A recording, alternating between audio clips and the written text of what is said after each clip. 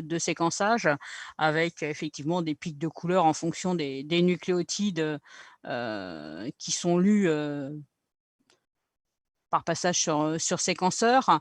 Je vous ai mis des aliments de séquence, je vous ai mis, on s'intéressait également aux structures, tridimensionnelles des protéines, on peut faire de la phylogénie, on peut faire bien sûr, tout ce qui est du métabolisme, enfin du métabolome, de l'expression, c'est-à-dire de tout ce qui est transcriptomique. Là, j'ai pas mis d'illustration non plus sur la protéomique, hein, tout ce qu'on peut faire avec, des séquences, soit, ADN, ARN, soit des protéines, soit encore effectivement, des voies métaboliques sur lesquelles, on s'intéresse et qui permettent de faire effectivement de la comparaison entre les différents organismes, ce genre de choses.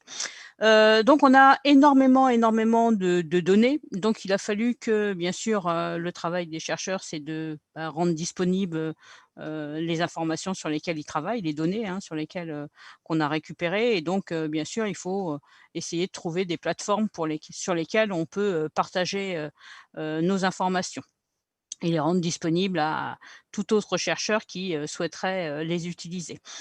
Heu C'est vraiment pénible. Alors, ce que je voulais vous dire également, c'est qu'il y a pas une banque centrale, hein. Alors, au début, il y a eu quelques banques, bien précises, sur, par exemple, uniquement les banques de séquences, d'ADN, par exemple et puis au bout d'un certain temps, ben, effectivement, vu qu'on récupère énormément, d'informations, il a fallu multiplier, des banques. Alors, il y a toute une série de banques de données, effectivement, quand vous serez amené à travailler dans un laboratoire, de recherche, en général, ben, on vous dit: «Ben, tu peux aller récupérer des informations sur telle, banque de données, généralistes ou alors, t'intéresser, je sais pas, vous travaillez sur Arabidopsis, on va vous dire: «Bah, vous allez avoir, la possibilité d'utiliser une banque où il y a toutes les informations, sur cette plante». Vous travaillez sur la drosophile, il y aura aussi une banque, sur la ce qui sera spécialisée, on pourra effectivement trouver plein d'informations et puis, il y a d'autres banques, spécialisées en fonction, ben, des données comme la diapo que je vous ai présentée, précédemment qui s'intéressent, soit des études de, structure tridimensionnelle des protéines, de phylogénie ou ce genre de choses. Heu, une banque de données, elle vit parce qu'effectivement on y introduit quotidien f fréquemment des informations, pas forcément quotidiennement bien sûr, et effectivement c'est mis à jour de manière régulière. Si vous participez un jour à la création d'une banque de données et que cette banque de données, ben, elle a une durée de vie que le temps du projet, hein. Maintenant, on a beaucoup de recherches qui sont financées sur des projets de recherche. Un projet de recherche qui dure 3 ans, 4 ans. Donc vous créez une banque de données. Si au bout des 4 années, de ce projet, ben, les chercheurs, continuent à travailler sur autre chose et ben, effectivement, la banque de données, s'épuise, hein, ne se renouvelle plus et au bout d'un certain temps, ben, les gens, ne s'y connectent plus parce qu'effectivement les informations sont, trop anciennes. Donc il faut aussi penser à ça, hein, si un jour vous êtes amené ou pour ceux qui sont informaticiens à participer à une banque à la création d'une banque de données, ben, effectivement, il faut quand même se poser la question, du temps consacré, du coût consacré à la création d'une banque de données. Si c'est pas pour qu'elle, vive dans le temps, hein, et qu'on y mette régulièrement des informations, qu'on la mette à jour et cetera, ben, effectivement, ça a pas beaucoup, d'intérêt, hein. Dans ces cas-là, on conserve les données, sur un serveur, local, du laboratoire et puis, ça suffit largement. Je vous rappelle que si jamais vous citez, une banque de données, c'est-à-dire que vous dans votre rapport de stage par exemple, ou un rapport bibliographique, vous mentionnez que vous avez consulté et récupéré des informations dans une banque de données. En général, ben, on met le lien, HTML, la source HTML, mais en général, on met aussi, bah, à quel moment on a, consulté la page. Parce qu'effectivement, les informations que vous avez, mis dans un rapport, ben, 6 mois après, 1 an après, si on reprend votre rapport, ben, on va pas trouver les mêmes informations que vous avez données. hein, parce qu'effectivement, à l'époque, je sais pas, vous intéressez au génome d'une bactérie, d'un genre, particulier, vous dites qu'effectivement, il y a, je sais pas moi, 100 55 génomes, de séquencés pour différentes, espèces et puis, bah, les gens reprennent votre rapport, 6 mois après, 1 an après, il y en a plus 55 mais il y en a 90 et on dit: «Ben, vous avez écrit, quelque chose qui n'est pas correct». Donc mettez les dates à laquelle moi je vous ai mis puisque j'ai refait mon diaporama, j'ai remis à jour, hein, en fonction de ce que je vous présente, bah, je l'ai refait là en fin de semaine dernière, je vous ai mis, bah, tout ce que je vous ai mis comme info, ben, c'est les données du 26 février. Effectivement, des fois, il y a certaines diapos que je garde, d'une année sur l'autre, hein, que vous voyez pas, mais que je garde moi et puis je regarde les chiffres effectivement, ben, dans ce que je vous montre effectivement, bah, ça évolue. Le nombre de séquences au fur et à mesure augmente, d'une année sur l'autre. Moi, je le garde juste comme ça pour voir un petit peu, ben, l'évolution un petit peu de ce que ça donne. Alors, ce qu'il faut que vous sachiez, c'est que chaque année, il y a une revue scientifique qui s'appelle Nucleic Acid Research, qui publie un numéro, chaque année au mois de janvier, un numéro spécial sur, les bases de données, les plus importantes et puis ils introduisent aussi des nouvelles, banques de données.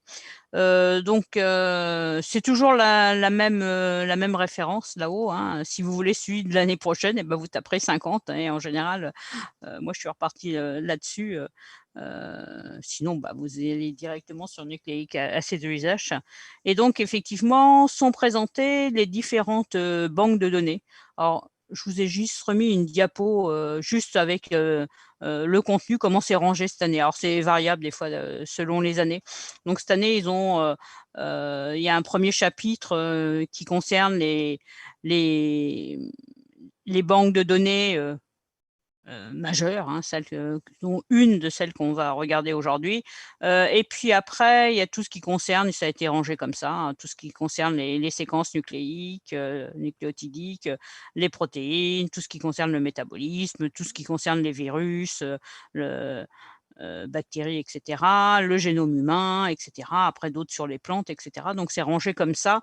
Je crois que je vous en ai pas mis, j'ai pas mis plus de détails, non, j'ai pas mis plus de détails, voilà. Mais sachez que ça existe et c'est vrai que du coup, ça peut si vous êtes amené à travailler dans un domaine bien particulier, ben, c'est vrai que des fois on sait pas forcément, toujours, quelles sont les nouvelles, banques de données, hein, qui pourraient, nous intéresser. Donc là, c'est un numéro, spécial qui est publié chaque année, depuis déjà de nombreuses années et donc et qui, du coup, vous permet de récupérer. Donc moi, j'ai juste regardé, les premières, hein, celles qui, sont les majeures, celles qui sont les plus répandues, qu'on utilise le plus.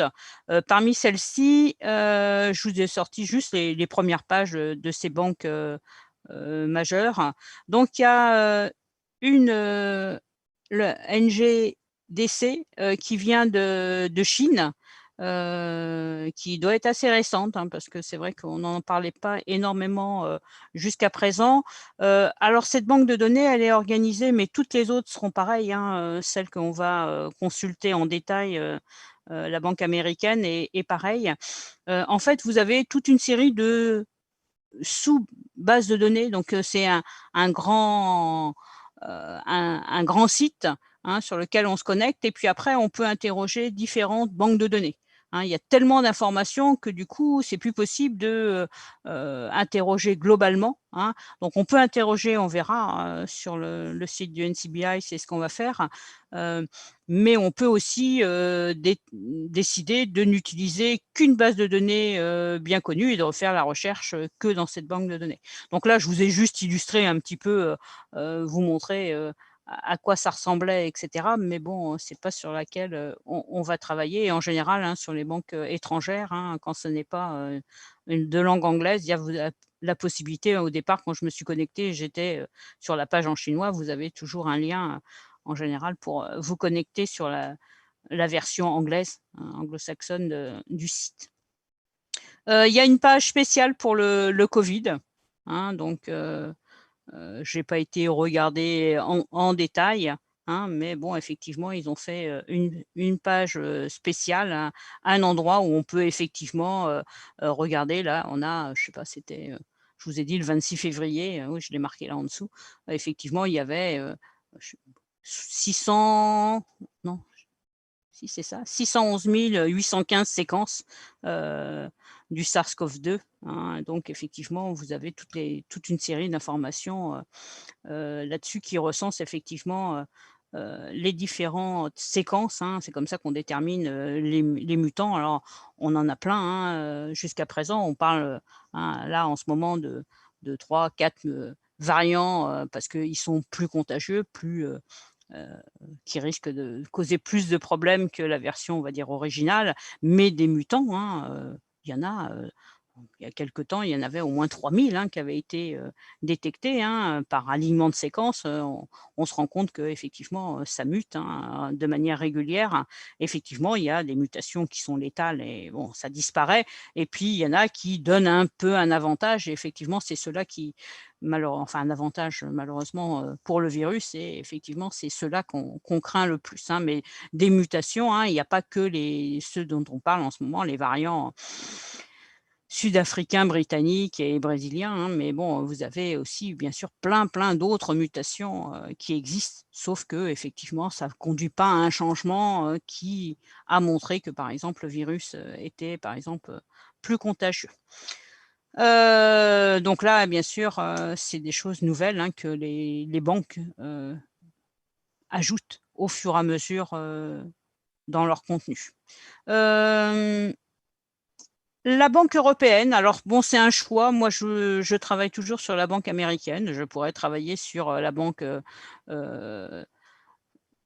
européenne. Bon, c'est je ne sais pas pour quelle raison, hein. C'est un vous aurez peut-être un jour à travailler dans un dans un laboratoire où les gens utilisent, ben, le système, européen. Bon, moi, j'ai toujours pris l'habitude de travailler sur le site américain. Effectivement, c'est celui-là, dont je vais vous présenter, mais effectivement, c'est pareil pour toutes ces banques, très généralistes, hein. Vous avez la possibilité d'interroger, donc en général, ça se présente comme ça, hein, comme, sur les autres.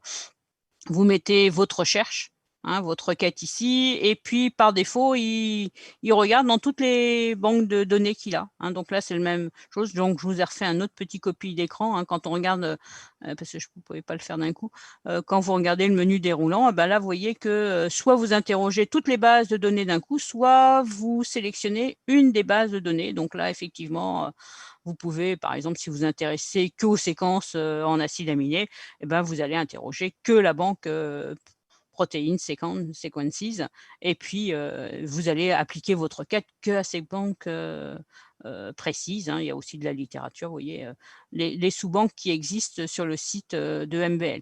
Alors ça, il y a aussi des services. Donc là, je ne crois pas que j'ai gardé la diapo, associée, mais on en reparlera sur le site du NCBI.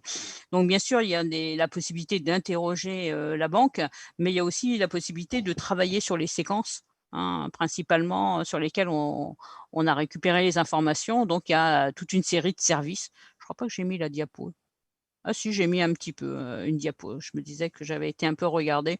Donc bien sûr, il y a des choses qu'on peut aller regarder de plus près. Il y a des outils, hein. Parmi les outils, ben, il y a ce qu'on appelle aussi, enfin, la recherche de BLAST, qu'on fera également, sur, l'autre site, hein, à partir de, je crois que c'est Pierre vous a présenté, hein, Pierre Brézélek vous a présenté, la recherche, de séquences qui ressemblent à la vôtre dans les banques de séquences, hein. Donc du BLAST, sur le site de l'EMBL bien sûr, mais on peut le faire aussi sur le site américain que nous on utilisera. Mais bon, c'est simplement une histoire d'habitude, hein, mais bon après, ça ne change pas grand-chose. Simplement, quand on connaît bien une banque de données, on a l'habitude effectivement de travailler, principalement avec une des banques. Je vous ai mis quand même la banque, japonaise, hein, la DDBJ. Elle est sortie il y a quelques années, et c'était associé à le MBL et la banque américaine, pour fusionner leurs données. Avant, c'était très bon, ça remonte maintenant je sais pas, au moins plus de 10 ans maintenant que les banques ont décidé de fusionner, je pense, même, peut-être même un peu plus. Avant, c'était totalement indépendant, c'est-à-dire que les gens déposaient, des séquences, sur, la banque japonaise, par exemple, et elles n'étaient présentes que sur la banque japonaise et on ne les retrouvait pas sur les autres banques, par exemple, la banque, européenne, le MBL.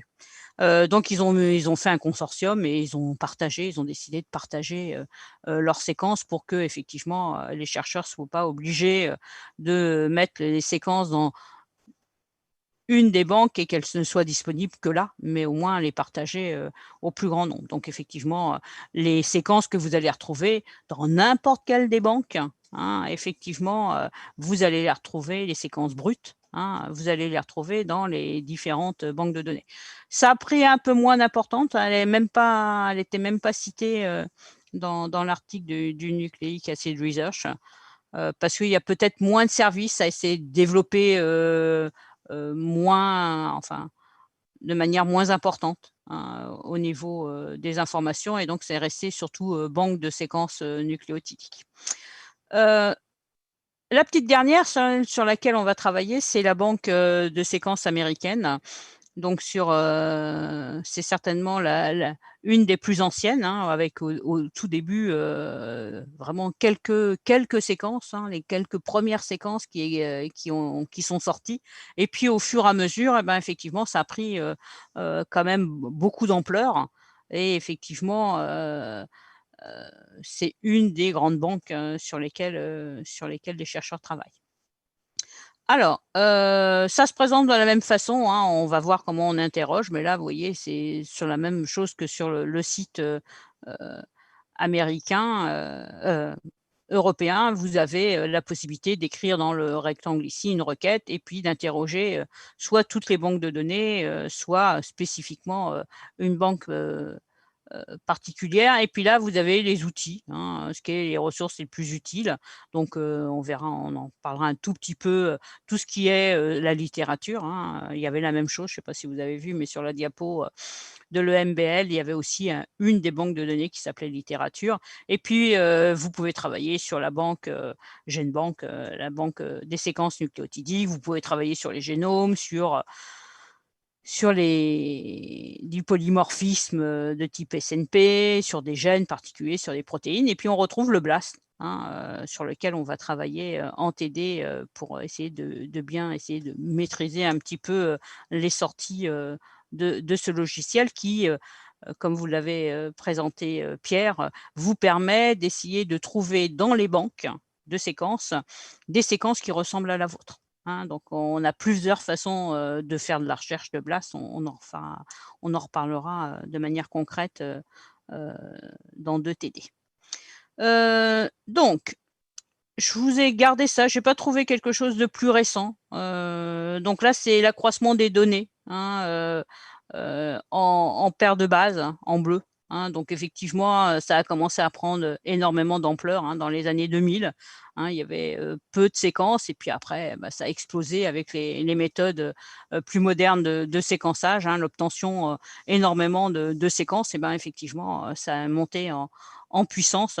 J'ai pas trouvé quelque chose de plus récent que 2013 sur un graphique de ce type-là, ça c'était un graphique, sur le site du NCBI, mais j'ai pas retrouvé l'équivalent, hein, peu importe et puis effectivement, il y a aussi les différentes banques, hein, donc la GenBank, donc c'est la séquence, surtout sur les nucléotides et puis vous voyez qu'au fur et à mesure et ben, ils ont créé des autres banques de données, hein, au fur et à mesure parce qu'effectivement les premières banques qui existaient, où on mettait des séquences en nucléotides, des séquences en acides aminés et cetera, ben, ça commençait à devenir beaucoup trop volumineux donc ils ont décidé au fur et à mesure de créer d'autres banques de données pour conserver des données, spécifiquement, par exemple sur le génome humain, plutôt que de mettre tout, à un endroit, ils ont créé d'autres sous-banques et quand les gens travaillent sur le génome humain, ils vont s'intéresser uniquement à cette banque de données, Human Genome parce qu'ils ont pas grand-chose à faire de la banque générale de GenBank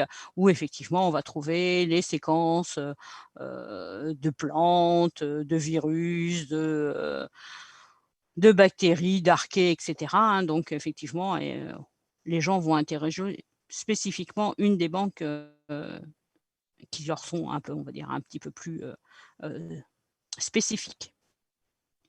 Alors, bah, pareil, hein, j'ai juste mis, c'était juste, c'était, aussi une petite, ressource, sur le SARS-CoV-2, effectivement aussi qu'ils ont créé. Je crois qu'on le voit sur ah non, pas on le voit pas sur la première page, mais on verra après. On voit ce bandeau un petit peu partout, hein, donc j'ai juste fait un petit focus dessus pour que effectivement, ben, vous vous rendiez compte que, ben, effectivement, on accumule, spécifiquement des données, pour que les chercheurs, puissent, bah, plus facilement récupérer ces informations. Bah, il faut mieux provisoirement faire quelque chose qui soit, lié à ce toutes ces données de séquençage, hein, pour qu'effectivement, ça soit plus facile, d'aller en retravailler dessus. Alors, ça, ce sont toutes les banques, de séquences qui existent, ah, j'ai vu qu'il y avait un message il y a tout un coup. Non, Illumina, c'est une technique de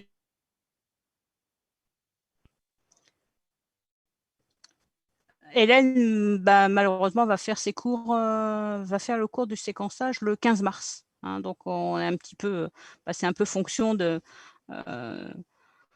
des cours des autres UE et donc Hélène donne des cours, aussi dans l'UE, de L3 et donc comme c'est le même créneau horaire, effectivement, on a un petit peu changé, l'ordre des choses. C'est vrai que moi souvent je vous parle, je vais vous parler un petit peu d'assemblage des génomes lors du prochain cours alors que, on n'a pas encore parlé du séquençage, mais bon, c'est pas grave, c'est pas c'est pas bien grave dans le sens que, que vous parliez du séquençage après ou que je vous parle, comment on essaye de terminer à l'assemblage d'un génome, c'est pas c'est différent, hein, puisque c'est des techniques, les techniques de séquençage, on peut très bien les voir, à un moment, particulier pendant le cours. Alors les différentes, groupes de banques, de données sur le NCBI, donc plusieurs sur la littérature, sur des informations sur les gènes, sur les protéines, hein, et puis voilà, les autres, hein, sur les données de génome, sur, une partie génétique, donc là, c'est plus du bio, du médical, hein, et puis, des données plus autour de la chimie. Donc là, je vous ai mis un lien, hein, où il y a un détail, hein, j'avais quelques diapos avant où il y avait un peu, à chaque fois pour les différentes, sous-banques, un petit peu, une petite information, hein, ah, il y a quelqu'un qui me dit que vous avez un peu du mal à m'entendre. Il y a un problème pour certains d'entre vous? Non, ça va? Non, bon, OK, merci. Bon, normalement, j'ai le casque avec le micro, donc en général, on m'entend. Peut-être, vous me direz s'il y a encore à nouveau. Donc je vous disais, j'ai mis le lien, hein, donc là, effectivement, si un jour vous êtes amené à vouloir travailler plus sur une sous-banque de données, effectivement, vous avez un guide, hein, avec, à chaque fois un petit peu un détail, des différentes banques de données, hein. Donc nous, on va interroger, pas énormément de banques, hein. On va s'intéresser, surtout aujourd'hui à tout ce qui est séquences nucléotidiques et c'est vrai que bon, moi j'ai choisi des nucléotides, mais ça aurait pu être également sur les séquences, de protéines, hein, la banque, des séquences protéiques, hein, qui s'appelle Protéines. Bon, moi j'ai fait le choix de vous présenter, surtout, ce qui concernait, les séquences en nucléotides. Alors, pour les recherches dans les banques, alors il va y avoir un TD. Ah, ouais, c'est peut-être, ouais, Mélanie, ouais, c'est peut-être bien de se reconnecter, ouais, si tu as un problème, parce qu'il semblerait que tu sois la seule, Sandra, à pas bien m'entendre. Donc, il va y avoir un TD que je vous propose de faire en asynchrone, c'est-à-dire tout seul chez vous. Donc là, bien sûr, il y a toutes les infos qu'on va donner aujourd'hui, il y a toutes les diapos correspondantes, et puis après, c'est un TD où on vous demande d'aller rechercher des informations, etc. Donc on avait fait ça l'année dernière quand on s'est retrouvé en confinement. du jour au lendemain. Donc du coup, la première semaine, comme moi j'avais déjà fait le cours sur les banques de séquences, mais qu'on n'avait pas fait le TD, j'avais proposé effectivement de le faire chacun chez soi. Alors je ne sais pas comment je vais organiser par contre pour le suivi. Je vais voir si je peux créer un forum ou je ne sais pas pour voir un petit peu quelle est la meilleure solution pour pouvoir répondre à vos questions ou éventuellement par mail. Mais bon, je vais essayer de voir pour créer un espèce de petit forum où je puisse vous répondre de manière régulière sur le TD, et je vais vous proposer de le faire pendant, je sais pas, quinzaine de jours, quelque chose comme ça, d'avoir le temps de le finir. Et puis après, je te donnerai une correction hein, du DTD. Bon, il faut juste que je revoie parce qu'effectivement, la correction que j'avais donnée l'année dernière, eh ben, forcément, elle était fonction des données de 2020. Donc effectivement, il faut que je le remette à jour. Et vous verrez que malheureusement, entre le moment où vous allez le faire, si jamais vous le faites, enfin là pour l'instant je ne l'ai pas mis encore en ligne, mais entre le moment où vous allez le faire, par exemple si vous le faites le 4 mars et que je vous donne la correction, on va dire le week-end du 15 mars, quelque chose comme ça, hein, nous avons un Discord sinon sur lequel on a mis en place. Ok, vous me redirez ça, hein, si vous avez mis un serveur Discord.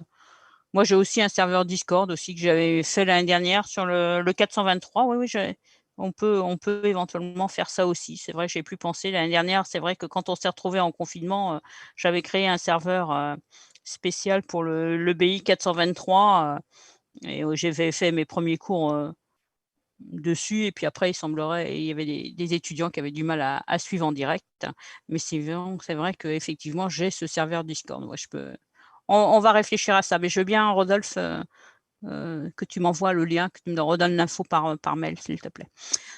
Donc, normalement, vous aurez tout ce qu'il vous faut dans ces diapos. Donc, on va y aller parce qu'il est déjà plus de bonne heure. Donc, on va il n'y a rien de bien méchant, mais bon, il faut vraiment que vous sachiez récupérer des données de séquences. Alors, j'ai pris le plus classique, les séquences nucléiques, parce qu'effectivement, c'est peut-être celle que vous allez effectivement le plus utiliser, quel que soit le sujet sur lequel vous allez travailler plus tard, que ce soit sur un projet biblio, dans un stage, de master ou ce genre de choses, hein, c'est peut-être le plus classique, hein, de travailler sur des séquences nucléiques. Donc c'est pour ça que j'ai fait ce choix. Il ne faut pas oublier que les sites sont en anglais. Toutes les revues scientifiques qui publient des articles sont en anglais. Et donc faites attention, il faut que vous alliez récupérer les mots en anglais hein, quand vous faites vos requêtes pour interroger les banques de séquences. Sinon, effectivement, vous risquez de ne pas trouver énormément d'informations dessus. Donc, je vous ai dit, pour interroger par défaut, il vous propose la totalité des banques de séquences. Vous allez mettre dans le cadre votre requête. Donc là, effectivement, j'ai mis le terme thalassémie. Donc, je vous rappelle juste, hein, la thalassémie, c'est une forme d'anémie. Hein,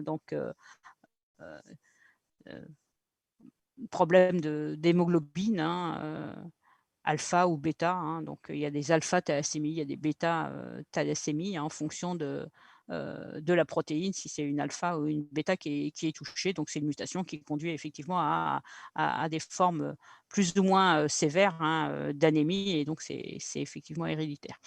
Donc, le terme en anglais, c'est thalassémia. Donc là, j'ai remis au jour cette page donc le 26 février, hein, donc pour avoir des données on va dire un peu plus récentes. Donc là, vous voyez comment c'est présenté les résultats. Quand vous interrogez sur l'ensemble des banques, ils vous proposent le nombre de fiches correspondantes dans les différentes banques. Donc là, effectivement, si on regarde pour les nucléotides, les séquences en nucléotides, vous voyez qu'il y a 17 700 séquences de disponibles. Pour les protéines, vous avez 3257 séquences. Pour, on va dire, la banque de données la plus utilisez, qui est PubMed, hein, que ce soit PubMed ou PubMed Central, hein, peu importe, vous avez le nombre de références, c'est-à-dire que par exemple dans PubMed, vous allez trouver 29 000 articles qui traitent de la thalassémie. Bien sûr, si vous faites une recherche bibliographique, vous avez intérêt à mettre d'autres termes. On verra qu'on peut faire de la recherche avancée, hein, parce qu'effectivement, vous n'avez pas à regarder 29 000 articles pour essayer de trouver ceux qui vous intéressent. Donc, il va falloir faire une requête, mais ça, c'est valable, quel que soit les sites que vous utilisez, même sur Google ou sur un autre explorateur, hein. Il faut essayer de faire une recherche un peu plus avancée avec des mots-clés, hein, pour que effectivement on diminue le nombre de références ou le nombre de pages web qu'on vous sort, sinon vous allez avoir du mal à vous en sortir. Lorsque vous avez quelque chose qui vous intéresse, et ben, effectivement, vous allez regarder. Donc là, moi, j'ai cliqué sur PubMed, hein, donc là, ici, là, hein, sur la page avant. Et donc, vous avez les résultats. Et là, effectivement, vous avez les articles. Hein, donc, effectivement, là, ça doit être rangé par les articles parmi les plus récents. Non, oui, les plus récents, c'est marqué ici. Les plus récents, vous voyez que vous avez des articles du mois de janvier 2021, même etc. Donc des articles plus récents et à chaque fois, vous avez au moins le résumé. Hein. Et puis, si c'est gratuit, ben là, il vous dit, par exemple, que ici, effectivement, vous avez accès directement à la totalité de l'article en full text, c'est-à-dire la totalité de l'article. D'accord? Donc, sinon, sur PubMed, vous avez toujours au moins le résumé de l'article. Donc, si un article, vous ne l'avez pas même en entier, hein, en full text, vous pouvez au moins déjà regarder sur le résumé si ça vous intéresse et au moins aussi, si ça vous intéresse, rechercher les autres mots-clés, hein, qui pourraient vous être utiles pour effectivement faire une requête un petit peu plus avancée pour que vous ayez de meilleurs résultats. Alors, c'est pareil, hein, sur PubMed, il faut faire un tout petit peu attention aussi parce qu'effectivement, selon les données sur lesquelles vous travaillez, ben, malheureusement, ça arrive que vous ayez effectivement c'est quand même avant tout, PubMed, c'était quand même très médical. Moi, je sais que je travaille sur une plante.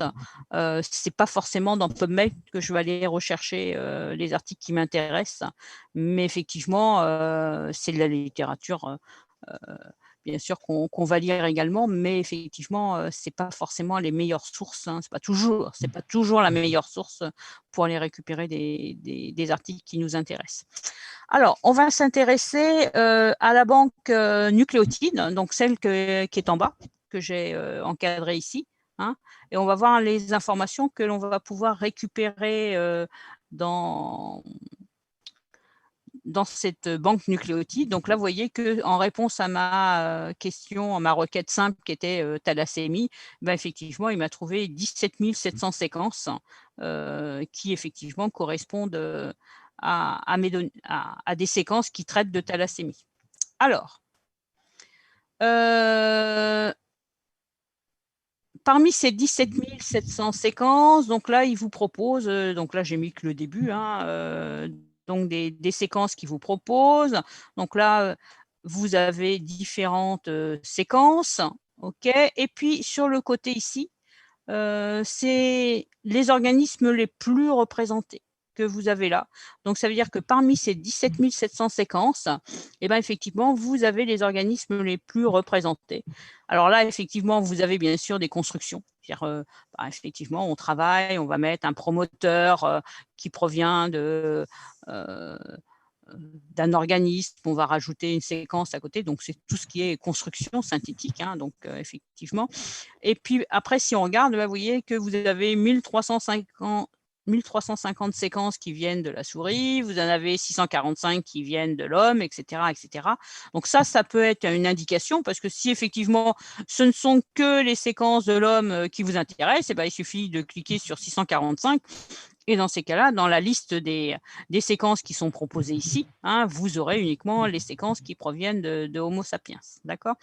Vous pouvez aussi lui demander de voir l'arbre. Hein. Donc là, effectivement, c'est la diapo d'après. Donc ça, c'est la même chose, hein, c'est toujours la même page, sauf que j'ai cliqué sur arbre, sur tri plutôt que sur la liste. Et là, effectivement, bah, vous avez les groupes taxonomiques. Et effectivement, bah, ça peut vous permettre effectivement de se dire, bah, si effectivement je m'intéresse bah, aux oiseaux, bah, effectivement, j'irai voir les 36 séquences qui correspondent à ceux des oiseaux. Et puis, si vous voulez avoir un petit peu des choses un petit peu plus précis, bah, par exemple, je sais pas, vous voyez que vous avez des protéobactéria, les G, ça veut dire que c'est dans un arbre hein, de taxonomie, ça veut dire que ceux-là sont plus proches les unes que les autres que les actinobactéria. D'accord? Donc ça peut vous permettre d'essayer de repérer d'un point de vue taxonomique eh ben, des espèces qui sont plus proches de l'espèce, par exemple, sur laquelle vous travaillez. Alors, on va s'intéresser à une fiche de type nucléotide et voir les informations que vous allez pouvoir récupérer de cette séquence. Donc, elles sont au format, ce qu'on appelle le format GenBank, donc le format écrit par la banque NCBI. Je sais pas, quelqu'un doit peut-être avoir un micro. On a un espèce de retour. Ouais, si quelqu'un peut voir s'il a son micro d'ouvert, hein, ça fait une espèce de bruit de fond. Donc là, c'est une vue générale. Alors bien sûr, on va détailler tout ça hein, de manière un petit peu plus précise. C'était pour que vous ayez une vue d'ensemble du contenu de la fiche GenBank. Après, on va détailler chaque partie. Et puis, on verra qu'effectivement, à chaque fois, il y a des en-têtes bien précis hein, qui vous permettent effectivement après de pouvoir faire ce qu'on appelle de la recherche avancée. Alors, c'est une séquence prise au hasard. Hein. Peu importe, c'est une séquence d'un gène. Je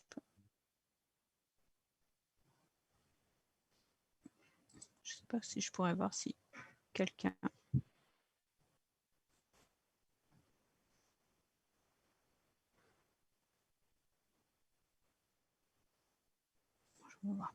Alors, donc on va voir en détail le contenu de cette fiche. C'est un gène d'une plante hein, qui s'appelle le théocyne, qui est l'ancêtre sauvage du maïs. Et donc, c'est un des gènes importants dans ce qu'on appelle le syndrome de domestication des plantes, c'est-à-dire comment les premiers hommes ont domestiqué les plantes à partir des formes sauvages, quels sont des caractères qui ont été transformés par les premiers hommes pour conduire à effectivement les plantes qu'on utilise aujourd'hui. Hein. Donc, c'est un des gènes qui a été modifié, c'est un grand mot, hein, qui a été sélectionné par les premiers hommes et qui conduit à une diminution du nombre de tiges de la plante. Hein, qui est un des critères de domestication des plantes et principalement des céréales. Alors, la première partie de cette fiche correspond à différentes informations. Ce qu'il faut que vous notiez, c'est que, parce que je n'ai pas fait une diapo spécifique pour ça, vous voyez que chaque ligne, il y a un en-tête. Donc ça, c'est le nom du locus, ça c'est définition, hein, c'est ce que contient cette séquence.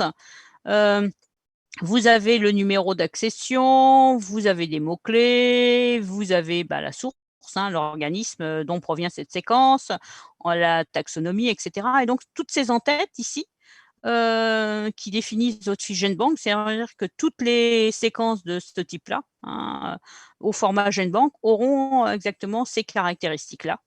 Et ça veut dire que ces en-têtes-là pourront être utilisées pour pouvoir faire de la recherche avancée.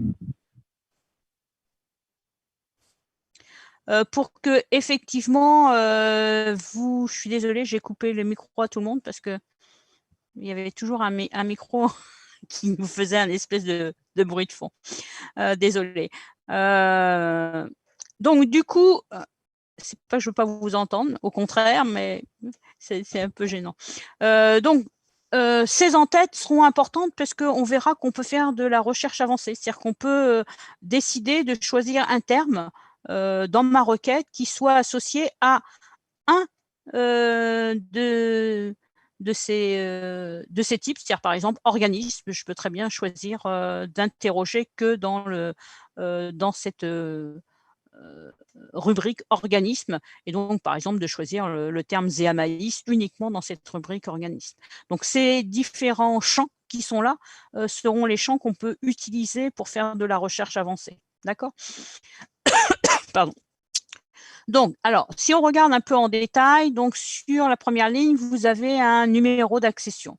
Ce numéro d'accession est unique et il est indispensable à la publication d'un article scientifique. C'est-à-dire que lorsque maintenant vous voulez publier un article sur lequel vous utilisez des séquences, donc là c'est une séquence en nucléotides pour ce qui nous intéresse là dans cette banque, eh ben, vous êtes obligé de demander de déposer vos séquences dans une banque, peu importe laquelle, que ce soit le NCBI, EMBL, la DDBJ, peu importe. Et c'est la banque qui va vous donner un numéro d'accession qui sera unique. Qui correspondra à votre séquence. Et ça veut dire que, par exemple, je ne sais pas, vous faites un article pour développer des marqueurs moléculaires, par exemple de type microsatellite. Vous allez publier un article pour dire, ben voilà, j'ai développé des marqueurs moléculaires pour telle espèce, etc. Vous allez écrire votre papier et vous allez citer, je ne sais pas moi, les 10 marqueurs microsatellites que vous avez développés avec leurs séquences, etc. Et vous allez devoir déposer vos séquences dans une banque. Elle va vous attribuer un numéro. Ce numéro-là, là, c'est le numéro d'accession, FJ, etc. C'est celui que vous allez mettre dans votre article. Donc, vous allez mettre la référence, le marqueur 1, le marqueur 2, le marqueur 3, etc. La référence de la séquence, c'est telle référence. Donc, en général, si vous envoyez globalement, je ne sais pas moi, 10 séquences ou 20 séquences, en général, si c'est le même travail, vous avez des numéros d'accession en général qui se suivent pour que ce soit plus facile après pour les chercheurs qui vont travailler sur vos données de retrouver des séquences similaires. Vous avez la longueur de la séquence. Donc là, vous vous souvenez, on est dans la banque nucléotide, donc on est en paire de base, qui est notée BP. Donc c'est une séquence qui fait 2682 paires de bases. Il vous dit que c'est une séquence d'ADN linéaire. Je ne vous ai pas pris un petit exemple d'une séquence d'ARN, mais on verra que si effectivement vous avez une séquence d'ARN, toutes les séquences en nucléotides sont toujours données en ATGC. Donc, même si vous aviez une séquence qui correspondrait à un ARN messager, en général, comme on fait du séquençage, on est obligé de passer par un double brin. Donc, il y a une transcriptage reverse qui vous permet de faire le brin complémentaire. Et ce qu'on donne dans les banques, c'est toujours une séquence en ATGC. Donc, même si c'est des séquences d'ARN au départ. Vous avez, si c'est linéaire, circulaire, éventuellement si vous avez, je ne sais pas moi, une séquence en nucléotide qui correspond à la totalité du génome chloroplastique d'une algue verte, par exemple, effectivement, ça va être circulaire, si c'est la totalité de la séquence. Un titre qu'il ne faut pas négliger non plus, parce qu'effectivement, vous avez des fois des informations dans ce titre qui vous permet d'identifier un petit peu le contenu. Donc là, on en a parlé, c'est le gène TB1, donc pour le gène théosinte branch 1, donc un des gènes qui vous permet de diminuer le nombre de tiges, de thalles de la plante. Et puis, ce qui est important, c'est que là, on voit qu'il y a marqué partiel CDS. Donc, c'est une région codante, mais qui est partielle. Donc, ne négligez pas le titre, quand même, quand vous faites une recherche de séquences dans les banques, et que vous récupérez des séquences, ne négligez pas, parce qu'en général, il y a quand même des informations qui peuvent être utiles pour la compréhension de la fiche. Qu'est-ce qu'on a d'autre comme information? On a bien sûr tout ce qui est données de taxonomie, donc l'espèce dans laquelle a été séquencée cette séquence, récupérer cette séquence, un peu de taxonomie, hein, donc on vous dit que c'est des eucaryotes, que c'est des plantes, etc. Puis ça vous permet un petit peu d'avoir la taxonomie. C'est aussi important, hein, parce qu'effectivement, ça peut permettre de se dire que bah, quand vous travaillez sur des séquences et que vous ne connaissez pas forcément parfaitement la taxonomie, ça vous permet de plus on va vers là, plus on se rapproche, hein. Donc là, vous avez le genre, après vous avez la famille des poacées et puis après vous avez la tribu, et cetera, et cetera. Peu importe, hein, le détail, mais ça vous permet de dire: «Bah, si, je travaille sur le genre Zea, je sais que dans les, Tripsia-Sinae et ben, j'aurai des espèces les plus proches, possibles, de mon Zea et puis je remonte et ben, plus j'aurai des espèces, hein, qui feront partie, par exemple, de la famille, des poacées, mais plus je serai éloignée, hein, d'un point de vue, évolutif, de la plante, qui m'intéresse au départ. Après vous avez références, bibliographiques, hein, donc donc dans ces références d'articles, vous avez les auteurs, OK? Vous avez le titre de l'article, vous avez le journal, c'est-à-dire dans quelle revue ça a été publié, donc ils vous disent que c'est dans la revue qui s'appelle Genetics, le numéro, 180, le volume numéro 2, ça c'est les numéros de page et puis ça c'est l'année de publication, donc c'est un article, qui date de 2008 qui est par, heu, a été publié, par ces auteurs et ces auteurs mentionnent dans leur article, la référence FJ 20 11 34. D'accord? Alors, vous avez ici une deuxième référence, vous voyez? Donc la référence 1, référence 2. Attention, la référence 2, en fait, quand vous regardez le journal, il y a pas marqué le nom du journal, hein, de la revue scientifique, mais il y a marqué, submit. Donc c'est une soumission, c'est-à-dire c'est le moment à laquelle les gens ont fait, la soumission de leurs séquences, donc ce que je vous ai dit, hein, déposer les séquences avant de publier l'article. Alors il y a un délai d'1 an entre le moment où effectivement, on dépose les séquences sur, la banque et le moment où c'est rendu public. Donc ça veut dire que vous avez entre guillemets 1 an pour, publier vos données, hein, votre article, sachant que, ben, les revues scientifiques peuvent mettre un certain temps à vous donner une réponse. Ça peut être 3 mois, ça peut être 6 mois.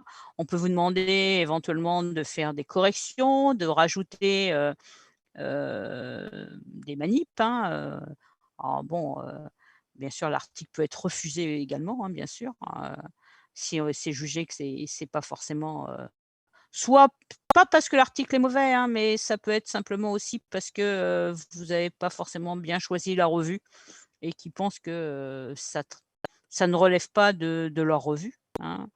Mais effectivement, ça peut être des, corrections, mineures ou éventuellement des corrections un peu plus majeures, hein, qui peuvent vous être demandées et avec une resoumission du papier, si effectivement on a demandé, d'apporter, un petit peu plus de précision sur telle, partie de l'article et que effectivement, si ça nécessite de refaire, quelques manips, hein, au laboratoire, effectivement, ça peut prendre quand même un certain temps avant que ça soit resoumis pour avoir une acceptation finale de l'article. Donc il y a 1 an, de délai, donc ça veut dire que si jamais ça traîne, un peu plus longtemps que ça, et ben, il faut, penser à recontacter la banque de séquences en disant: «Bah, attendez, mon article est toujours pas publié donc ne mettez pas en libre accès mes séquences, puisqu'une fois qu'elles sont en libre accès sur, la banque, ça veut dire que tout le monde peut les utiliser et ça veut dire que, bah, quelqu'un peut très bien, écrire un article, entre guillemets «à votre place», hein. Bon, j'exagère un peu, mais au moins utiliser vos séquences, alors que vous ne les avez pas encore publiées de manière officielle. D'accord? Donc faites bien attention, il y a ici 2 références, hein, mais une, c'est bien une référence à un article parce que vous avez le titre du journal, alors, le titre de la revue scientifique et ici, c'est simplement une soumission. Et donc là, si on regarde, en général, il y a la soumission, la date et puis l'équipe. Donc là, c'est une équipe, de de l'INRA, de l'INRAE maintenant, donc de la ferme du Moulon à Gif-sur-Yvette, hein, donc qui travaille, sur les plantes. Alors, la suite, c'est je descends, hein, la fiche, hein, au fur et à mesure, hein, donc je descends. Donc là, on a vu la première partie, donc maintenant on va passer à la suite, donc aux caractéristiques. Alors, ça, c'est une partie qui va être un petit peu variable, selon les informations dont dispose, ben, l'équipe, hein, qui envoie, sa séquence. Donc ça peut être une séquence brute, hein, vous avez fait du séquençage d'un génome, vous avez récupéré, vous connaissez la longueur de la séquence. Par contre, bah, vous ne savez pas exactement à quoi correspond cette séquence. Et effectivement, ben, cette partie-là, hein, cette partie de caractéristiques de la séquence va être vraiment en fonction de ce que vous connaissez de la séquence. Donc ça, c'est une partie qui va être variable, c'est-à-dire qu'on ne va pas retrouver toujours le même genre d'informations, ça va dépendre de ce que connaît, l'équipe, hein, de sa séquence. Donc là, effectivement, bah, sur cette, séquence, hein, bien, il y a toujours la longueur, ça c'est sûr, ça c'est fixe. Et puis, vous avez bien sûr, le nom de l'organisme. Je suis désolée, on ne voit pas très bien en dessous, c'est organisme. Ça va être fixe. Et puis, bah, là, par contre, il vous dit que c'est sur le chromosome 1 du maïs, hein, donc ça, bien sûr, c'est une information, qui ne va pas être forcément disponible partout. Et puis là, on a des informations sur, à quoi correspondent, la séquence. Donc si on revient tout en haut, hein, qu'est-ce qu'on a vu dans le titre? Que c'était un gène, hein, qui correspond à la protéine, TB1, hein, donc là, il vous dit des informations sur le gène, sur l'ARN messager et sur la région codante. Alors j'ai une diapo, un petit peu plus loin, ouais, qui va être là, sur laquelle je vais revenir, hein, pour qu'on rappelle, parce que comme du coup, vous n'avez pas eu encore le cours, un peu d'Hélène sur la structure du gène, je vais vous rappeler un petit peu brièvement pour que, on puisse, s'y retrouver, dans ces informations. Donc là, bien sûr, si vous ne connaissez rien du contenu de votre séquence, bah, bien sûr, là, il y aura quasiment peu d'informations à part la longueur de la séquence, l'organisme, des données sur le taxon et puis après, ben, on n'aura pas d'autres informations parce qu'on ne sait pas à quoi ça correspond. Là, effectivement, ben, comme on sait que c'est, un partiel CDS, et ben, effectivement, on a des informations sur le gène, sur l'ARN messager, sur la région, codante et on va redéfinir tous ces caractéristiques après et puis on a vu que ça codait pour une protéine. Effectivement, bah, vous avez un lien également vers, le numéro d'accession qui correspond à la séquence, heu, de la protéine correspondante. Et puis vous avez la traduction, hein, de cette séquence puisqu'on parle de gènes, donc on a, une partie, de la séquence, qui est, traduite en acides aminés. Donc là, c'est une partie très variable, hein, donc j'ai choisi celle-là pour qu'on puisse tirer un certain nombre d'informations, mais vous pouvez très bien regarder une séquence, vous, sur, nucléotides et puis avoir, quasiment aucune information ou alors avoir encore plus d'informations. On verra un petit détail d'une autre fiche un peu plus loin, hein, on peut avoir encore, même un peu plus de précision que vous avez ici. Alors, et puis on va finir la fiche avant de passer aux aux caractéristiques, je suis désolée, c'est ma souris. Donc ça, c'est la fin de la fiche. Donc entre origine et les 2 slash, vous avez votre séquence, en nucléotides, qui est représentée 60 nucléotides par ligne, séparés tous les 10. Donc ça, c'est pour vous permettre de vous y retrouver parce que si vous regardez, bah, juste la fiche du dessus, un petit peu au-dessus de la fiche, hein, vous avez, des informations avec, effectivement, bah, par exemple, des valeurs, hein, 1678 et cetera. C'est pour vous permettre de vous y retrouver plus rapidement, hein, quand c'est à ce format-là, hein, parce que si on vous dit, bah, effectivement, j'ai par exemple ici un ATG, je tombe dessus par hasard, un ATG ici, bah, vous allez dire: «Il est à quelle position?» Là, c'est le 601. 2, 3, 4, 5, 6, 7, 8. Vous avez un ATG en position 608. D'accord? Donc, c'est pour, hein, quand on veut faire de la notation, quand on veut rechercher des choses bien précises pour que ce soit plus facile à rechercher. Alors, juste un petit rappel sur la structure d'un gène eucaryote. Hélène vous parlera de la structure des gènes prokaryotes, hein, bien sûr. Elle vous reparlera de ça. Je pense que c'est une des diapos que j'ai prises dans son cours. Moi, j'ai besoin d'en parler un tout petit peu ici parce que si je veux essayer de vous expliquer à quoi correspondent CDS, mRNA, gènes, etc., j'ai besoin de vous donner un petit rappel. Donc, je ne vous parle que du gène eucaryote, puisque là, on est sur une fiche de Zea maïs, hein, du maïs, donc, qui est un organisme eucaryote. Alors, dans la fiche, il y a le gène, le CDS et l'ARN messager. Donc là, vous avez le gène, ici. C'est un gène qui peut être structuré, qui est morcelé, on va dire, avec des exons et des introns. OK. Lors de la transcription, vous allez avoir ce qu'on appelle un épissage et vous n'allez récupérer dans un ARN messager mature, ici, qui est noté là, que les exons. Les régions qu'on appelle les introns sont perdues, et vous n'avez dans votre ARN messager que les parties vertes qui correspondent aux exons. D'accord? Alors, on ne rentrera pas dans les détails, hein, il y a un peu aussi de l'épissage qu'on appelle alternatif, c'est-à-dire que des fois, on peut ne pas avoir exon 1, 2 et 3, mais on peut avoir que le 2 et le 3, mais ça, on ne va pas revenir, on va pas parler de ça ici. Hein, mais moi, ce que j'ai besoin, c'est que vous ayez compris que là, ici, j'ai mon gène, OK, avec mes facteurs de transcription qui vous permettent effectivement que votre séquence soit transcrite en ARN messager. Il y a cette notion d'épissage qui est je perds les introns et je ne garde dans mon ARN messager que mes régions de type exon. D'accord? Et puis, il y a entre l'ARN messager et la région codante, ici, en fait, l'ARN messager contient ma région codante. Ma région codante, elle commence à un codon d'initiation, à un AUG, on en a parlé dans le premier cours, et se termine à un codon stop. Il y a 3 codons stop qui existent, et donc les ribosomes vont faire la traduction, donc ils vont lire votre ARN messager à partir du codon d'initiation, et il va lire de 3 en 3, d'accord, codon par codon. À chaque codon correspond un acide aminé, et donc vous allez avoir à la fin une protéine qui correspond à la traduction de mon CDS. Votre ARN messager est plus grand.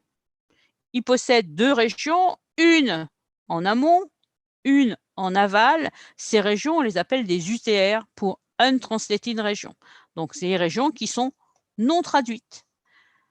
Celle qui est en amont, bah, elle est du côté 5', hein, donc on l'appelle 5' UTR. Celle qui est du côté 3', hein, on l'appelle la 3' UTR. Donc pour Untranslated Region, pour les régions non traduites. OK? Donc si je reviens à ma petite diapo, dans les caractéristiques de ma séquence, du gène TB1, eh ben, on a des informations sur le gène, donc la partie là-haut, OK?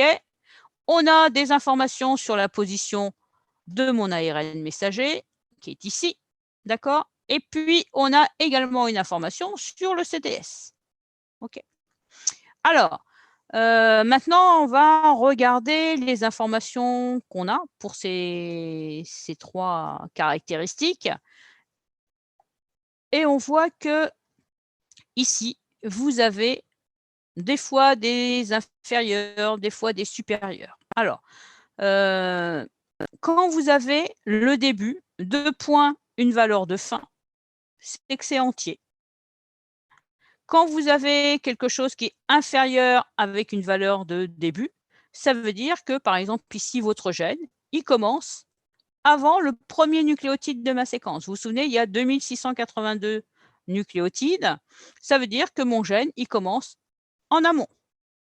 OK? Supérieur, avec une valeur de fin derrière, ça veut dire que le gène se termine après les 2682. C'est-à-dire que là, ce qu'on a, c'est 2682 paires de bases d'une portion de mon gène. Il commence avant, il termine après la séquence dont je dispose ici. D'accord? La même chose pour mon ARN messager. Il vous dit qu'il commence avant 1678. Donc, on ne l'a pas positionné. Hein, donc, c'est sûr que ce n'est pas avant le 1, hein, mais c'est avant le 1678. On ne sait pas exactement où commence l'ARN messager. Et puis, pareil, il va par contre plus loin que les 2682. OK? Et la même chose pour le CDS, ça veut dire que vous n'avez pas le codon d'initiation, ni le codon stop, puisque votre CDS, il est avant 1678, l'ATG, et le codon stop, il est au-delà de la séquence dont je dispose. Donc, en fait, vous n'avez pas une précision de l'ATG du début de votre CDS. C'était pour ça, si vous vous souvenez, dans la fiche là-haut, qu'est-ce qu'il y avait marqué dans le titre? Partiel CDS. Donc, il vous disait tout de suite que vous avez un CDS qui est partiel.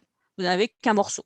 Hein, donc, ce n'est pas étonnant, hein, du coup, que vous ayez des inférieurs et des supérieurs. Excusez-moi, madame. Oui. Vous pouvez juste répéter du coup ce que l'ARNM il a en moins que le gène global? Ouais. Alors, votre ARN messager, d'accord? Donc ça, c'est votre gène. OK. Votre gène, il va donc de 5' vers 3'. Il contient vos facteurs de transcription qui permettent à l'ARN polymérase de se fixer et de faire la transcription de votre brin d'ADN.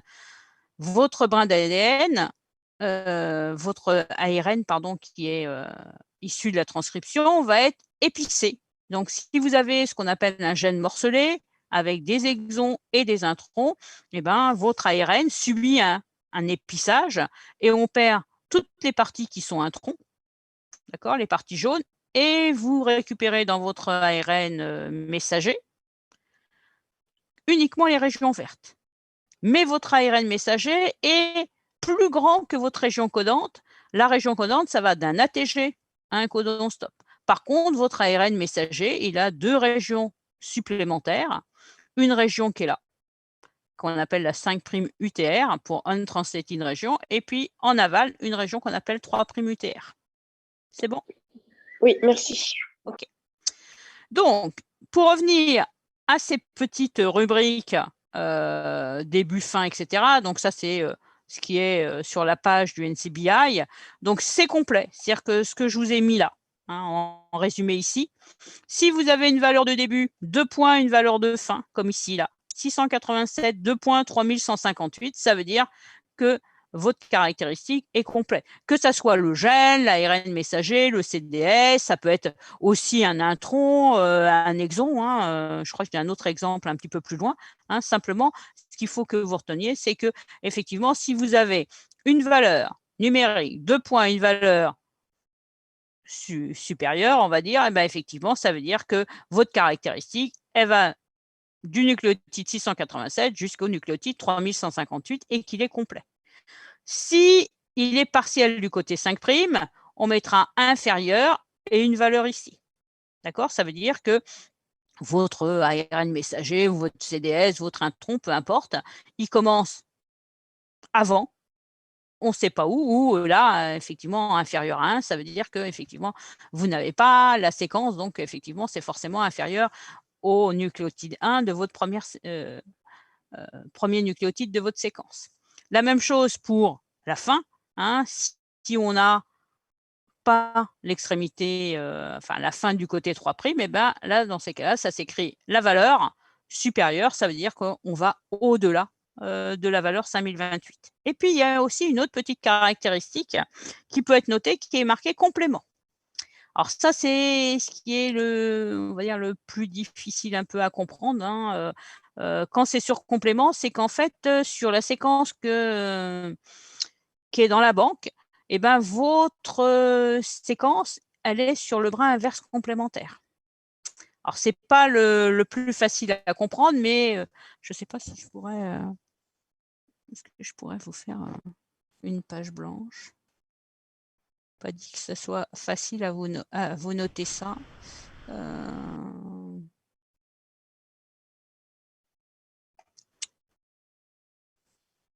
J'essaie de voir comment je peux vous faire un truc qui soit... alors, pas facile. Est-ce que je peux faire avec... peut-être avec le dessiné, ça sera encore possible. Donc là, vous imaginez, vous avez une séquence. Ça ne va pas être beau, hein, je suis désolée. Du côté 5', je n'ai pas de tablette. Du côté 3', OK, vous avez une séquence d'ADN. Votre séquence d'ADN, elle est double brin. Dans vos séquences que vous avez dans les banques, vous n'avez qu'un brin. Le brin que vous avez, ça peut être soit le brin du dessus, soit le brin du dessous. Hein. On peut essayer, je ne sais pas si on peut en faire un.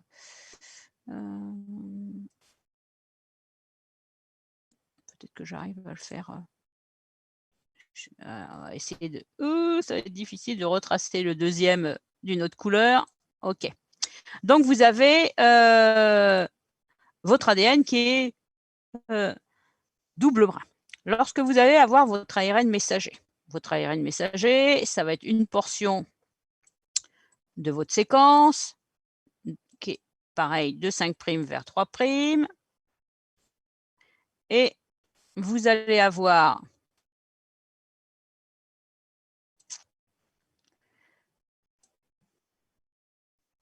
dans cet ARN messager, il y a une portion qui correspond à mon CDS. Je suis désolée, hein, ce n'est pas évident. Hein. OK. Cette séquence d'ARN messager en noir, en fait, c'est la même séquence que cette portion-là.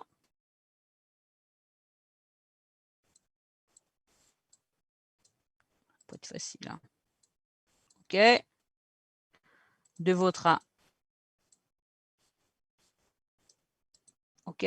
Donc là, le problème, si vous avez un gène morcelé, eh ben, forcément, il y a eu des introns. Hein, bien sûr, que vous n'allez pas retrouver, hein, bien sûr. Hein.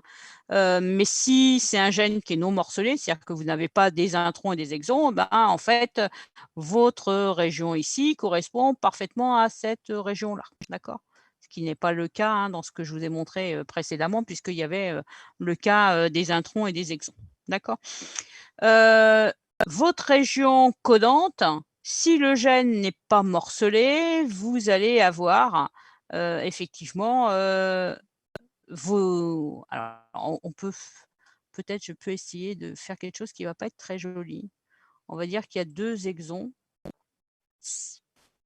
OK. Il y a un intron, on va le rajouter comme ça. Hein. Pas terrible hein, mon dessin.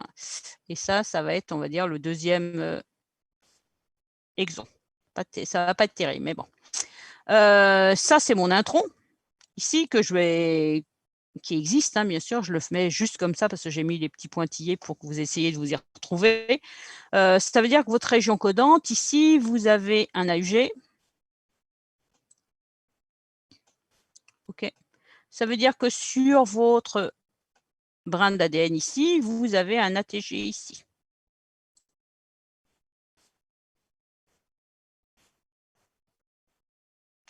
Puisque lors de la transcription,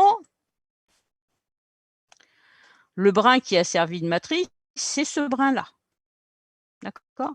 Donc, votre ARN messager, c'est le brin inverse complémentaire du brin bleu. D'accord? Avec, bien sûr, la perte de cette région-là, hein, que j'ai notée là, hein, qui correspond à mon intron. Dans le cas où, effectivement, on a un gène morcelé pour que vous arriviez à vous y retrouver un petit peu. Et puis ici, à la fin, vous avez un codon stop. Ici. Par exemple, ici, vous avez un TGA. Donc ici, vous avez un UGA.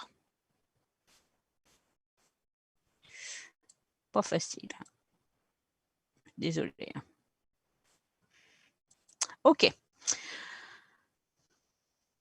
Si tout va bien, les informations que vous avez, qu'on a regardées, elles correspondent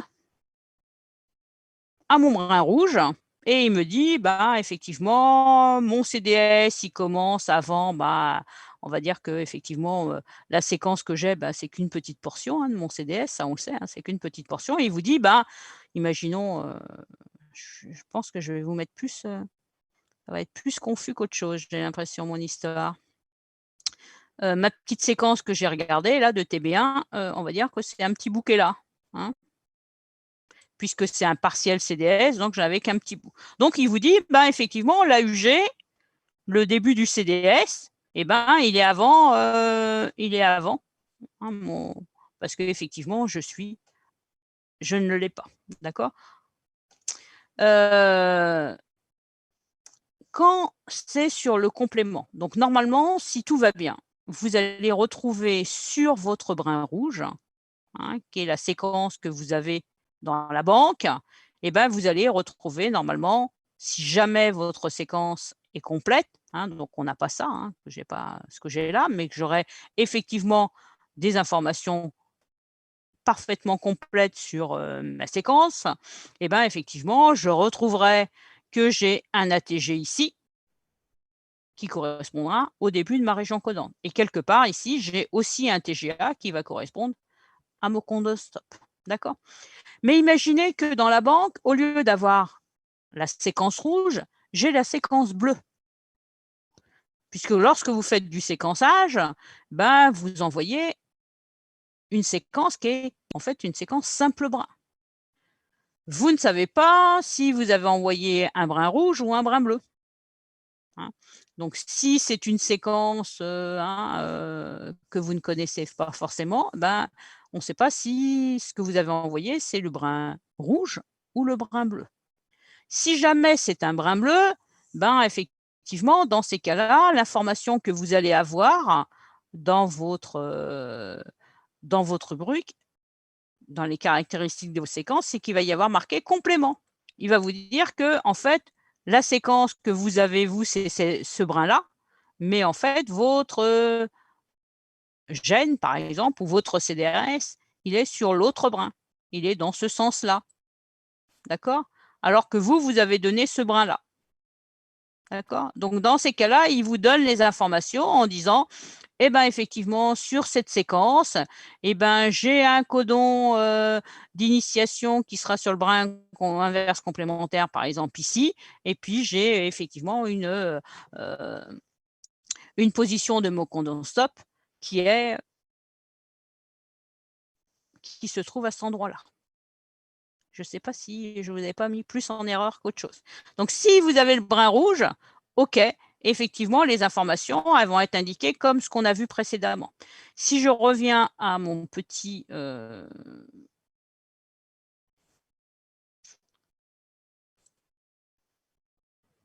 c'est super, OK. Ah, qu'est-ce qu'il me fait? Si je reviens à cette information ici, complément, d'accord? Imaginez que vous avez ce qui est noté ici. Complément, entre parenthèses, 3300, 2.4037. Madame, on voit plus rien. Ah, vous voyez plus rien. C'est bizarre, cette histoire. Ah oui, j'ai plus mon encadré vert. Comment ça se fait, cette histoire? Alors, on va essayer de dire pourquoi je ne le vois plus.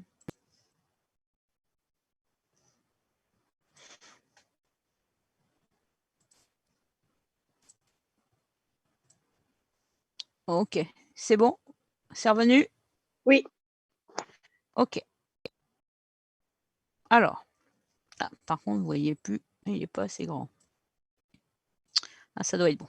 Donc, c'est la ligne tout à fait en bas, où il y a marqué complément entre parenthèses de valeur. Donc là, il n'y a ni inférieur ni supérieur, ça veut dire que c'est complet. Imaginons que ça s'adresse, c'est le plus simple à comprendre, que ça s'adresse à mon CDS, d'accord, à ma région codante. Ça veut dire qu'il vous a trouvé une région codante, mais pas sur le brin là, qui est celui que vous êtes en train de regarder de la fiche GenBank, mais sur la séquence inverse complémentaire. OK? Donc, c'est en fait la séquence que vous êtes en train de regarder. Ce n'est pas mon brin rouge, c'était le brin bleu. Est-ce qu'on est d'accord? Dans ces cas-là, si c'est sur votre CDF, puisque c'est le plus facile à comprendre, et que vous essayez de retrouver mon petit schéma, je suis désolée, parce que dès qu'on change, eh ben, on perd j'ai perdu mon schéma. Eh ben, dans ces cas-là, ça veut dire que en 3300, ici, vous avez la position de votre ATG, de la séquence inverse complémentaire d'un ATG, et qu'en 4037, vous avez la séquence inverse complémentaire du codon stop. Ah, c'est pas facile à vous faire comprendre. Alors, ça va pas du tout ce que je vais revenir à mon écran blanc. Je suis désolée, mais je vois pas sinon comment je peux faire pour que ça soit le plus facile à comprendre.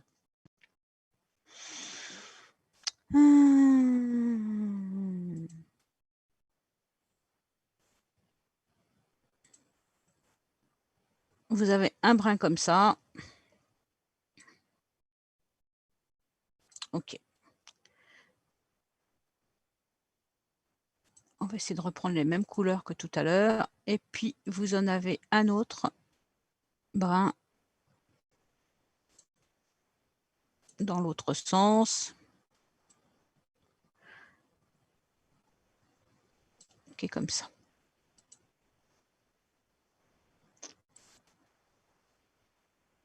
OK. Donc, ce que je vous ai décidé tout à l'heure.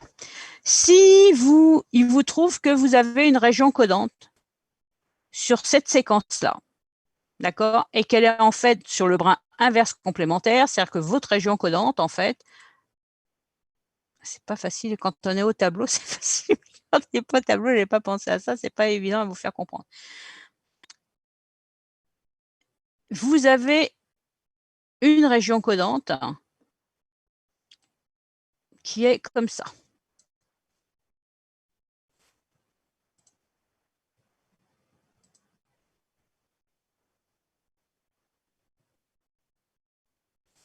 Ici, d'accord? Donc, le gène et votre région codante, elle est sur ce brin-là. Mais le brin que vous avez à l'heure actuelle en train de lire dans votre séquence GenBank, c'est ce brin-là. D'accord? Donc, il vous dit que vous avez une région codante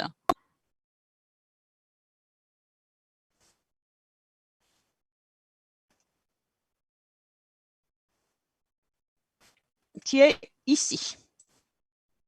D'accord? Ce brin-là, ici, comment je peux faire ça? C'est pas évident.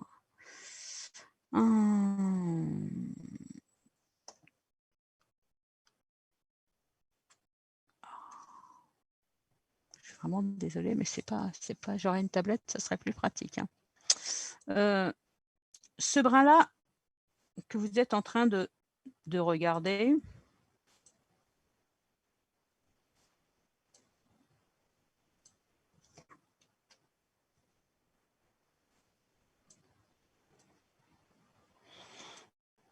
il va de 1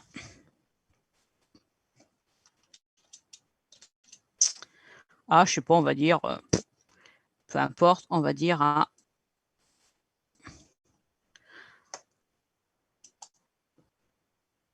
6000. D'accord? Donc, le brin que vous êtes en train de regarder, il est de 5', ici. Ça, c'est le côté 5'.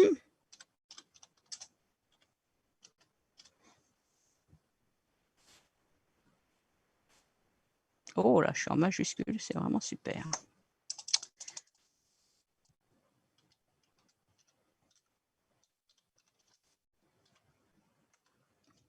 OK. Et de l'autre côté, je ne vais pas le noter, c'est le côté 3'. D'accord? Si vous imaginez que le brin que vous êtes en train de regarder et d'analyser sur la banque du NCBI, c'est le brin bleu que vous êtes en train de regarder. D'accord? Donc, c'est un brin qui va de 5' vers le côté 3'. Ici, c'est le côté 1 et là, c'est le côté 6000. D'accord? Si vous avez une région codante, parce que je pense que c'est le plus facile, c'est de raisonner sur la région codante, c'est-à-dire que bon, cette séquence contient un gène, ce gène contient une région codante que j'ai symbolisée en vert. D'accord? Lorsque vous allez avoir une information du type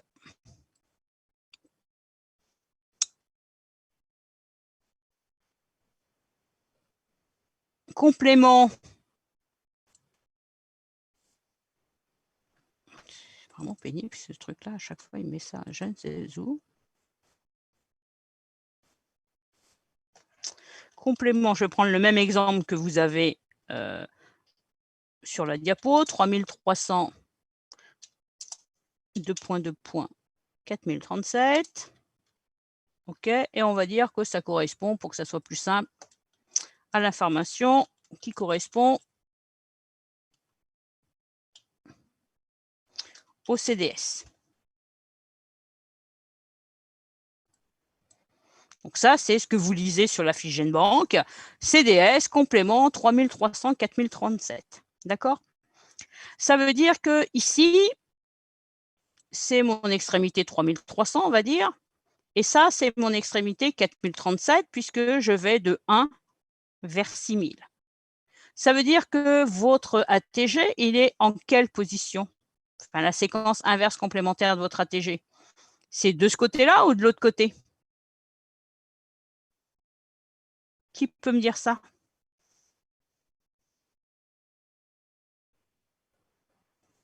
Alors, j'ai plus le... C'est super, j'ai plus le chat.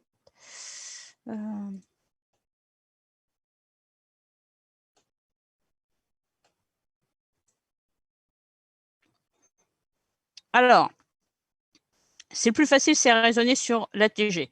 La région, ma région codante, elle est sur le brin rouge. Elle correspond à ma flèche verte. Ça veut dire que ici, j'ai un ATG. Ici, j'ai un ATG. Ouais. Et plus loin, ici, j'ai un stop. OK? Ça veut dire que sur le brin que je suis en train de regarder sur ma fiche GenBank, c'est le brin qui est bleu.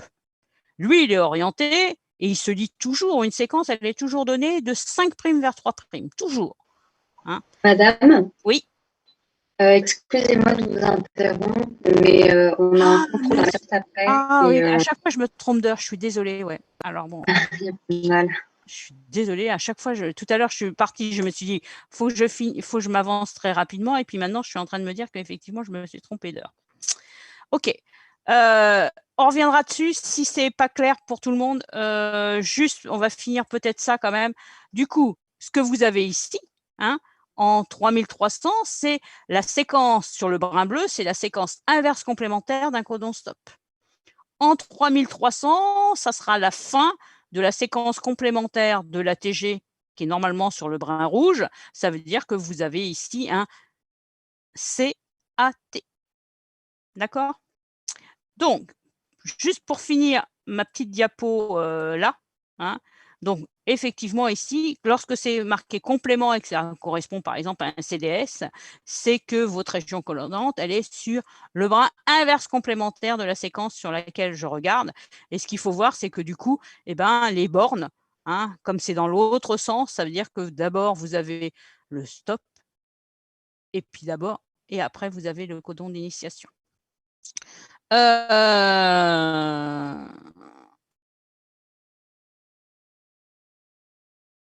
J'ai encore pas mal de petites diapos à vous faire.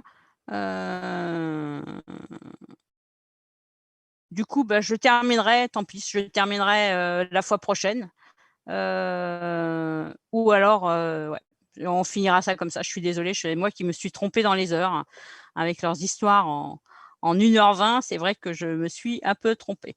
Donc, écoutez, on réfléchissait au moins sur ce que le petit dessin qu'on a terminé, hein, sur cette histoire de inverse complément, et puis on pourra revenir dessus si vous n'avez pas pu bien comprendre. Et puis, bah, on finira les quelques diapos. De toute façon, il y a rien de bien méchant.